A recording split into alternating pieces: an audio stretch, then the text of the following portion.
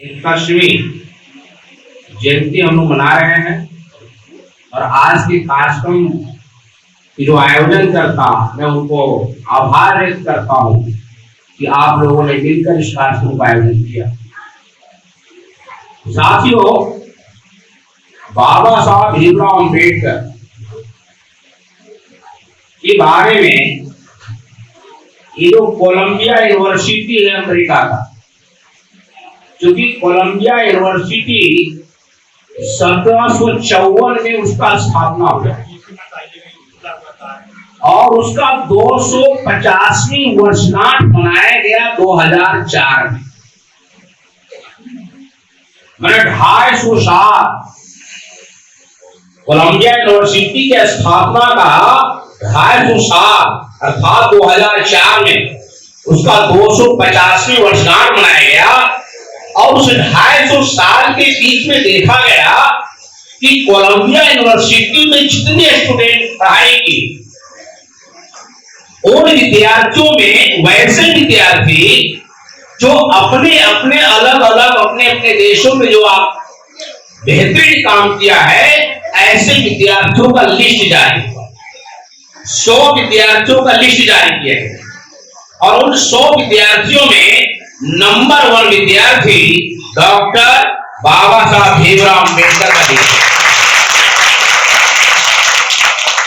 और बाबा साहब अम्बेडकर को उपाधि दिया गया था founding father of modern India, आधुनिक भारत का पिता। ऐसे शख्सियत की आज हम लोग जयंती मना रहे हैं। तो साथियों, जो बाबा साहब अम्बेडकर समाज के अंदर जो संघर्ष किए,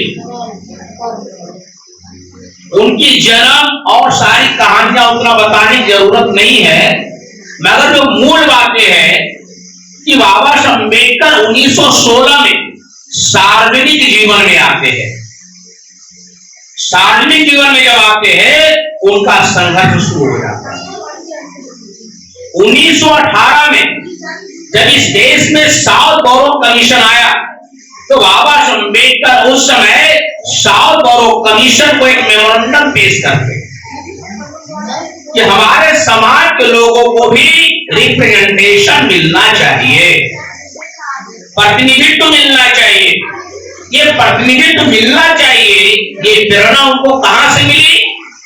छत्रपति शाहू महाराज ने 1902 में अपने राज्य में 50% रिप्रेजेंटेशन बहाल कर दिए थे, प्रतिनिधित्व बहाल कर दिए थे, जिसको आज हम लोग संक्षेप में कहा जाए, जिसको रिजर्वेशन कहते हैं, आरक्षण कहते हैं।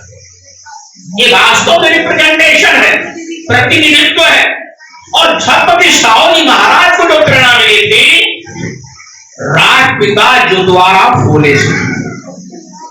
जब इस देश में 1882 ईस्वी में जब हंटर कमीशन जब आए थे, उस समय राष्ट्रपिता ज्योतिराव फूले ने हंटर कमीशन के सामने मेमोरेंडम पेश किया था कि हमारे लोगों को रिप्रेजेंटेशन मिलना चाहिए। मगर आधुनिक भारत में ये जो प्रतिनिधित्व की जो लड़ाई का मामला है, आवाज उठाने का मामला है, राष्ट्रपिता ज्योतिराव फूले से शुरू हुआ। शाहू महाराज ने प्रैक्टिकल अपने राज्य में किया और फिर बाबा साहब अम्बेडकर ने उस रिप्रेजेंटेशन को एक संवैधानिक व्यवस्था देकर राष्ट्रीय स्तर पर लाया। और जब संविधान सभा में जब रिप्रेजेंटेशन का मामला चल रहा था, प्रतिनिधित्व की बात चल रही थी, जो तथाकथित विरोधी पक्ष के लोग थे, जो दूसरे विचारधारा के लोग थे, जो विपरीत विचारधारा वाले थे, उन्होंने बाबा साहब अम्बेडकर से कहा, मिस्टर अम्बेडकर, आप समानता के पक्षधर में हो, आप समानता चाहते हो, तो एक खास वर्ग विशेष को जब रिप्रेजेंटेशन दे रहे हो तो बाकी लोगों के लिए क्यों नहीं दे रहे हो? भाई, अगर आप समानता चाहते हो, आपकी नजरों में सभी बराबर है, तो आप सभी लोगों को दो, एक खास वर्ग विशेष की व्यवस्था क्यों कर रहे हो? बाबा साहब अम्बेडकर जवाब देते हैं, जो उनका लॉजिक है, जो तर्क है, कहते हैं मैं समानता के पक्ष में नहीं हूं, मैं समानता के पक्ष में नहीं हूं, मैं समानता प्रस्थापित करने के पक्ष में हूं। अभी दो बातें, एक समानता का पक्षधर होना, दूसरा समानता प्रस्थापित करने का पक्षधर होना। साथ में थोड़ा हिंदी का ये हार्ड शब्द है, अब उसको थोड़ा मैं क्लियर एक उदाहरण से समझाना चाहता हूं।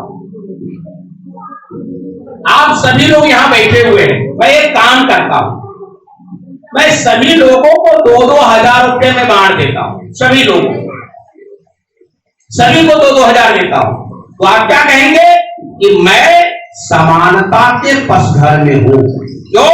हमारी नजरों में सभी समान है, सभी बराबर है, हमने सभी को 2-2 हजार दिया, किसी को कम नहीं दिया, किसी को ज्यादा नहीं दिया, इसको बोलते हैं समानता का पक्षधर। क्योंकि मेरे नजरों में सभी बराबर है।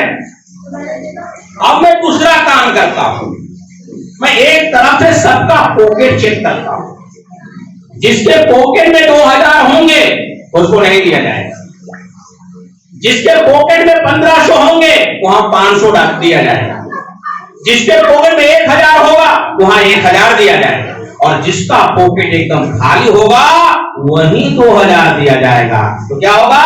सब 2000 वाले होंगे। इसको बोलते हैं समानता प्रस्थापित हुआ।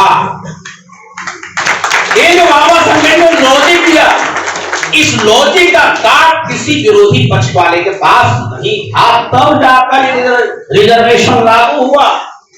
इसका जवाब कोई दे नहीं पाए। अर्थात कहने का मतलब, जो हजारों साल से माला माल है उसको भी दिया जाए, और जो हजारों साल से कंगाल है उसको भी दिया जाए, फिर समानता कैसे होगा? माला माल वाले तो माला माल ही रहेंगे। तो साथ ही इस वजह से संविधान के अंदर जो रिजर्वेशन आया, मगर रिजर्वेशन देने से पहले बाबा साहब अम्बेडकर ने आर्टिकल 13 में व्यवस्था बनाई। संविधान के आर्टिकल 13 में बहुत ही महत्वपूर्ण व्यवस्था बनाई। आर्टिकल 13 का पहला बिंदु पढ़ते हैं। आर्टिकल 13 का पहला लाइन, नंबर 1 का पहला लाइन क्या है? ये भारत का संविधान लागू होने के एक दिन पहले तक इस देश में जो भी संविधान चल रहा है वह शून्य माना जाएगा। अर्थात भारत के संविधान के लागू होने के पहले इस देश में मनुवादी संविधान, मनुस्मृति चल रहा था, जिसके तहत हमारे लोगों को कुछ भी अधिकार नहीं था। संविधान जिस दिन लागू हुआ वो सारे संविधान जो ब्राह्मणों के संविधान थे, मनुवादी संविधान थे, उनको एक लाइन में शून्य घोषित कर दिया गया। दूसरा, आर्टिकल 13 का दूसरा बिंदु और ज्यादा महत्वपूर्ण है। क्या कह रहे हैं कि इस देश के जो नागरिक लोग हैं, नागरिकों के जो मौलिक अधिकार है, जो फंडामेंटल राइट है, वो फंडामेंटल राइट के खिलाफ कोई भी सरकार, चाहे केंद्र सरकार हो या राज्य सरकार हो, कानून पारित नहीं कर सकता। आर्टिकल 13 का दूसरा बिंदु। और फंडामेंटल राइट की शुरुआत होता है आर्टिकल 14 से, आर्टिकल 14 से। मतलब 13 में व्यवस्था कर दिया कि देखो मैं मौलिक अधिकार देने जा रहा हूं, इस मौलिक अधिकार को खत्म करने की शक्ति केंद्र सरकार हो या राज्य सरकार हो, किसी को नहीं रहेगा। इसका मतलब पहले सुरक्षा की व्यवस्था, उसके बाद अधिकार। तो ये 15/4/16 के द्वारा हमारे लोगों को रिप्रेजेंटेशन बहाल हुआ। पर साथ ही जो संवैधानिक जो लड़ाई है, ये संविधान जब लिखा जा रहा था, संविधान की शुरुआत किया जा रहा था, तो उस समय सबसे बड़ी बात एक बात सामने आई कि संविधान लिखने की शुरुआत कैसे किया जाए, शुरुआत कैसे किया जाए, लिखने की शुरुआत कैसे किया जाए, कौन से शब्द से शुरुआत किया जाए। तो संविधान सभा में बहुत सारे लोग थे। किसी ने कहा ओम नमः शिवाय से शुरुआत किया जाए, किसी ने दुर्गा, किसी ने काली, किसी ने अलग अलग 33 जो जिसके मन में आया कहा इससे शुरुआत किया जाए। किसी ने अल्लाह अकबर के कहा कि इससे शुरुआत किया जाए। किसी ने वाहे गुरु तो कहा इससे शुरुआत किया जाए। साथियों, अलग अलग धर्मों के लोग थे, वो अपने अपने देवता भगवानों का नाम लेकर के कहा इससे शुरुआत की जाए। अब बाबा अम्बेडकर का लॉजिक देखिए। बाबा अम्बेडकर कहते हैं ये संविधान सभा में जो बैठे हुए लोग हैं, ये संविधान लिख रहे हैं। संविधान सभा में जो बैठे लोग हैं, ये कौन है?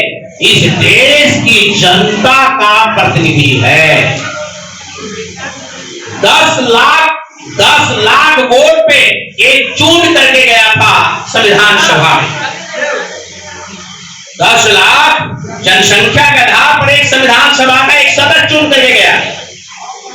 तो देश की जनता का प्रतिनिधि ये संविधान सभा में बैठे हुए और ये संविधान सभा संविधान लिख रही है, इसका मतलब देश की जनता संविधान लिख रही है। जब देश की जनता संविधान लिख रही है, इसलिए शब्द होना चाहिए, शब्द की शुरुआत होनी चाहिए। क्या? हम भारत के लोग। संविधान का प्रस्तावना देखिए, हम भारत के लोग भारत को प्रबुद्ध संपन्न गणराज्य बनाने के लिए शब्द हम भारत के लोग। जानते क्या हुआ? चुनाव हुआ, वोटिंग पड़ा और उस वोटिंग में हम भारत के लोग जो शब्द था वो जीत गया और सारे देवी देवता हारे। इस देश की जनता ने पहली बार इन देवी देवताओं को हराने का काम किया जब संविधान लिखने की शुरुआत हुई थी। कल साथी जो संविधान लिखने का जो संघर्ष है, इसके अगर पीछे थोड़ा बैकग्राउंड में अगर हम चलते हैं कि बाबा अम्बेडकर ने कितना बड़ा संघर्ष किए, संविधान सभा में पहुंचने तक कितना बड़ा संघर्ष किए। जो हमने आपको कहा 1916 में वो जब सार्वजनिक जीवन में आते हैं, उनका संघर्ष शुरू हो जाता है। 1927 में उनका संघर्ष शुरू होता है, जो हमारे लोगों को पानी पीने का अधिकार बहाल करवाए। हमारे लोग तालाबों में पानी नहीं पी सकते थे, जानवर पानी पी सकते थे, मगर आदमी नहीं पी सकता था। क्योंकि इस देश का जो सिस्टम है, इस देश की जो व्यवस्था है, जो ब्राह्मणों की व्यवस्था, मोवादियों की व्यवस्था थी, वो व्यवस्था कैसी है? उदाहरण के तौर पे आज बच्चों को पढ़ाया जाता है क्या?